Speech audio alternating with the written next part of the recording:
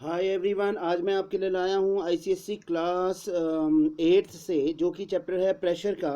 पहले आज हम बात करेंगे थ्रस्ट की और उसके बाद बात करेंगे प्रेशर की। असल में दोनों में क्या डिफरेंस होता है हम इसके बारे में भी आज देखेंगे, और दोनों की एसआई यूनिट होती क्या है ये भी हम देखेंगे।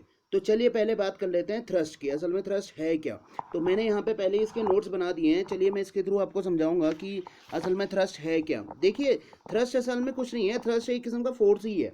थ्रस्ट मतलब ये लगा लीजिए फोर्स है, सिंपल फोर्स है, ठीक है। Total force acting perpendicular to the surface. मान लीजिए अगर आपके पास कोई बॉडी है, जैसे मान लीजिए ये बॉडी है, ये जैसे मान लीजिए ये एक मिनट के लिए ये पेन था आपके पास, ये बॉडी है। तो इस पर आप जो परपेंडिकुलर फोर्स लगा रहे हैं, मान लीजिए आप इसको इधर की ओर शिफ्ट कर रहे हैं, इस साइड शिफ्ट कर रहे हैं, तो इस पर इसकी सरफेस पे जो परपेंडिकुलर फोर्स आप अप्लाइड कर रहे हैं, ये इस पर परपेंडिकुलर फोर्स है। तो जो परपेंडिकुलर फोर्स है वही क्या कहलाएगा, फोर्स कहलाए, वही थ्रस्ट कहलाएगा। मतलब समझ में आई बात। फोर्स और थ्रस्ट दोनों एक ही चीज है, याद रखिएगा। The total force acting perpendicular to the surface, यानी कि कहने का मतलब क्या है कि आप किसी बॉडी को जब आप मूव कर रहे हैं, मूव करने के लिए ये मूव कर रहे हैं, तो इस पे ये जो फोर्स लग रहा है ये परपेंडिकुलर लग रहा है, ठीक हो गया। तो जो परपेंडिकुलर फोर्स अप्लाइड कर रहे हैं इस बॉडी पर, वही क्या कहलाया, थ्रस्ट कहलाया। यानी कि थ्रस्ट और फोर्स एक ही चीज है। समझ में आई बात। फोर्स और थ्रस्ट क्या है, एक ही चीज है। मतलब दोनों की अगर बात करें तो दोनों एक ही चीज है। यानी कि जो जो एसआई यूनिट फोर्स की होगी वही एसआई यूनिट थ्रस्ट की होगी, और जो जो एसआई यूनिट थ्रस्ट की होगी वही फोर्स की होगी। समझ में आई बात।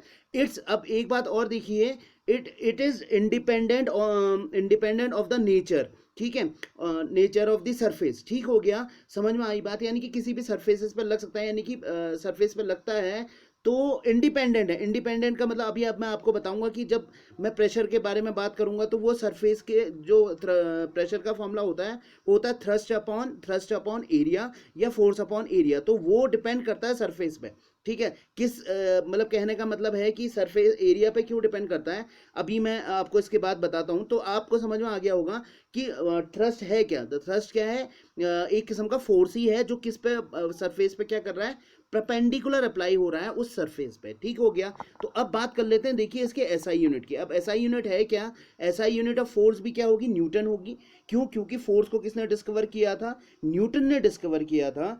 तो जो फोर्स की यूनिट है वो है न्यूटन, ठीक हो गया। तो एसआई यूनिट ऑफ थ्रस्ट भी क्या होगी, फिर फोर्स की जो यूनिट है वही थ्रस्ट की होगी। मैंने दो दो बार लिख दिया है। तो थ्रस्ट, मैंने कहा ना, फोर्स और थ्रस्ट दोनों क्या चीजें हैं, एक ही चीज है। अगर आप फोर्स कह लीजिए या थ्रस्ट कह लीजिए, बात एक ही है, ठीक हो गया। परपेंडिकुलर फोर्स आप किसी भी सरफेस पे जब अप्लाई कर रहे हैं, मान लीजिए किसी चीज को शिफ्ट कर रहे हैं, तो उस पर जो फोर्स लग रहा है परपेंडिकुलर फोर्स, वही क्या कहलाएगा, थ्रस्ट कहलाएगा। तो जो एसआई यूनिट ऑफ फोर्स होगी वही एसआई यूनिट ऑफ थ्रस्ट होगी। समझ में आ गई बात। अब देख लेते हैं, यानी कि दोनों की एसआई यूनिट क्या होगी, न्यूटन ही होगी। ये थ्रस्ट है, यहाँ पे मैंने फोर्स दो बार लिख दिया है, तो थ्रस्ट की भी एसआई यूनिट क्या होगी, न्यूटन ही होगी। अगर आपसे पूछा जाए कि what is the SI unit of thrust, तो आप बोलेंगे न्यूटन। अब देखते हैं इनकी दो मेन चीजें, ठीक है। अगर एरिया लेस होगा, तो सुनिए मेरी बात, तो प्रेशर ज्यादा पड़ेगा, और एरिया अगर मोर होगा तो कहने का मतलब प्रेशर कम पड़ेगा, ठीक हो गया। अब कैसे समझें, जैसे मान लीजिए आपने देखा होगा कि आपकी बुक में एक एग्जांपल दिया हुआ है। जैसे मान लीजिए कि एक जैसे पेन है, पेन को अगर आप अपने हाथ में पकड़िए, और ये मान लीजिए ये रहा मेरे पास एक एंड और ये रहा मेरे पास दूसरा एंड, तो आप दोनों एंड से फोर्स अप्लाइड कीजिए, दोनों एंड से फोर्स अप्लाइड करके देखिए। आप दोनों एंड से अप्लाइड करके देखिए फोर्स, दोनों एंड से अप्लाइड किया, उसके बाद छोड़ दीजिए। देखिए अब मेरे एक इस एरिया पे क्या बढ़ गया, देखिए ये यहाँ पे देखिए कितना ज़्यादा, मतलब कहने का मतलब है इंप्रेशन बढ़ गया, और यहाँ पे इंप्रेशन बहुत कम पड़ा हुआ है। तो यानी कहने का मतलब क्या है, मैंने दोनों एंड से फोर्स अप्लाइड किया, तो कहने का मतलब एरिया कहाँ पे कम था, एरिया यहाँ पर कम था, इस एंड पे एरिया कम था, इस एंड पे एरिया ज़्यादा था। तो एरिया जहाँ लेस होगा वहाँ पे प्रेशर क्या पड़ रहा है, ज़्यादा पड़ रहा है, ज़्यादा पड़, और जहाँ पे एरिया ज़्यादा था वहाँ पे क्या यानी कि वहाँ पे क्या, वहाँ पे प्रेशर की वैल्यू क्या होगी, लेस होगी। देखिए मैंने अभी आपको बताया था नेचर ऑफ सरफेस का कहने का मतलब यही है कि आपने एक किस्म से न्यूटन का थर्ड लॉ भी है ये, अगर एक एक्शन के इक्वल और अपोजिट रिएक्शन होती है, मतलब इक्वल रिएक्शन होती है। न्यूटन का थर्ड लॉ है। चलिए इसको हम बाद में डिस्कस करेंगे, लेकिन मैंने आपको दिखाया, देखिए अगर आप प्रेशर अप्लाई करें, प्रेशर अप्लाई करने के बाद इसको छोड़ दें तो आपको दिखेगा कि यहाँ पर जो है, यहाँ पे जो कहने का मतलब है प्रेशर वो ज़्यादा लग रहा था, क्योंकि एरिया क्या हो गया, कम हो गया। इसीलिए आपने देखा होगा कि जो आपकी बुक में एक एग्जाम्पल दिया हुआ है, जैसे ये एक कील दी हुई है, ठीक है, और उसको आप कहने का मतलब उसका ये सिरा जो होता है ज़्यादा नुकीला होता है। जब आप हैमर से, हथौड़े से इसको मारते हैं तो ये जल्दी क्या हो जाता है, सरफेस पे मतलब कहने का मतलब है सरफेस पे चला जाता है, सरफेस पे ठुक जाता है। सिंपल सी बात है, ठीक हो गया। अब देखते हैं फिर आपके बात समझ में आ गई होगी, अगर एरिया लेस होगा, अगर एरिया लेस होगा तो प्रेशर की वैल्यू क्या होगी, ज़्यादा होगी, और अगर एरिया मोर होगा तो प्रेशर की वैल्यू क्या होगी, कम। प्रेशर की वैल्यू क्या कहने का मतलब है प्रेशर की वैल्यू लेस होगी। समझ में यानी कि लेस एरिया पे मोर प्रेशर और मोर एरिया पे लेस प्रेशर। ठीक हो गया, बात समझ में आ गई बात। तो प्रेशर की डेफिनेशन क्या बनी, फिर प्रेशर की डेफिनेशन बनी, देखिए थ्रस्ट कह लूँ या फोर्स कह लूँ, acting per unit area of surface is called pressure. अब यूनिट एरिया का मतलब क्या हुआ, यूनिट एरिया का मतलब हुआ, हम जब भी बात करते हैं फिजिक्स में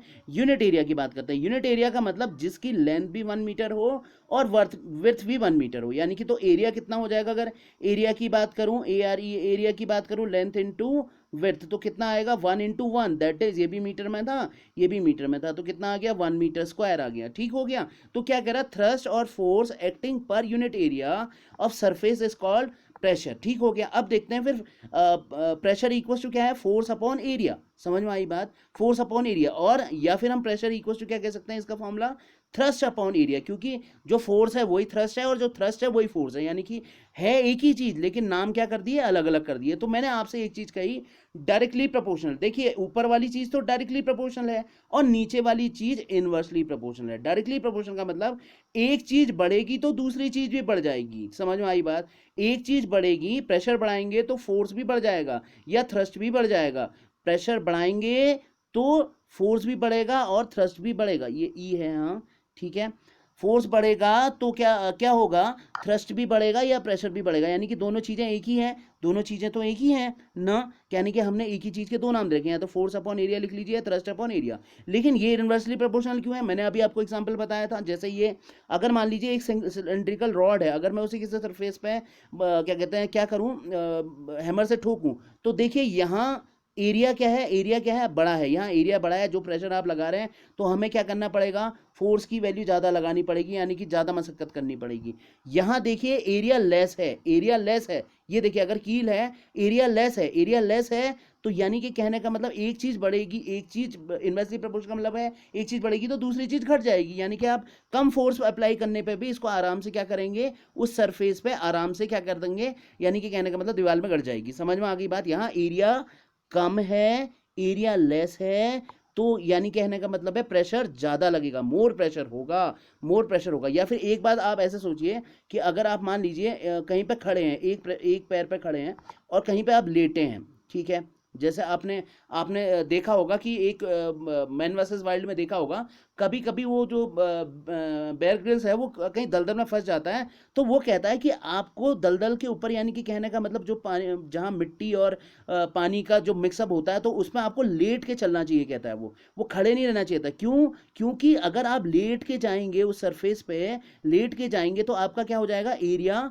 बढ़ जाएगा, एरिया बढ़ेगा तो प्रेशर कम हो जाएगा, एरिया बढ़ेगा तो प्रेशर कम होगा, तो यानी कि आप उसके अंदर मतलब कहने का मतलब दबेंगे नहीं, या उसके अंदर घुसे, मतलब कहने का मतलब है अब वो आपको खींचे, उसका मतलब कहने समझ जाइए, मतलब कहने का मतलब आप उस दलदल में नहीं तो आप डूब जाएंगे। ठीक हो गया, मतलब डूबेंगे तब भी, लेकिन थोड़ा मतलब आप आराम से शिफ्ट हो जाएंगे। कहते हैं कि उसमें आपको छाती के बल रेंग के चलना चाहिए, ना कि सीधे खड़े होके, क्योंकि अगर आप सीधे खड़े हैं तो यानी कहने का मतलब क्या है, एरिया लेस है, एरिया लेस है तो क्या हो जाएगा, प्रेशर क्या हो जाएगा, बढ़ जाएगा। तो वही चीज़ कील में आपके बुक में एग्जाम्पल दिया है, क्योंकि एरिया लेस है, एरिया लेस है तो प्रेशर क्या हो जाएगा, बढ़ जाएगा। समझ में आई बात, मोर प्रेशर पड़ेगा, और एरिया अगर बढ़ जाएगा, एरिया अगर बढ़ जाएगा तो प्रेशर भी कम हो जाएगा। ठीक हो गया, ये चीज़ डायरेक्टली प्रोपोर्शनल है। समझ में आई बात। अब इसके बात कर लेते हैं एसआई यूनिट यूनिट की। अब एसआई यूनिट है क्या? देखिए फोर्स को किसने डिस्कवर किया था? न्यूटन ने डिस्कवर किया था।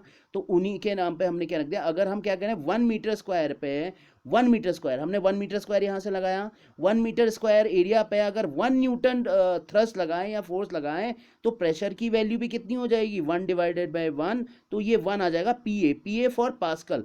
क्योंकि पास्कल ने इसको डिस्कवर किया था तो उन्हीं के नाम पे हमने प्रेशर की यूनिट क्या रख दी? पास्कल रख दी। अब मेरी बात ध्यान सुनिएगा, थ्रस्ट की जो यूनिट है वो तो क्या है? थ्रस्ट की यूनिट है आपकी न्यूटन, लेकिन प्रेशर की यूनिट क्या है? पास्कल है, या 1 न्यूटन मीटर स्क्वायर है, या आप क्या कहेंगे 1 न्यूटन मीटर स्क्वायर ये है, ठीक है।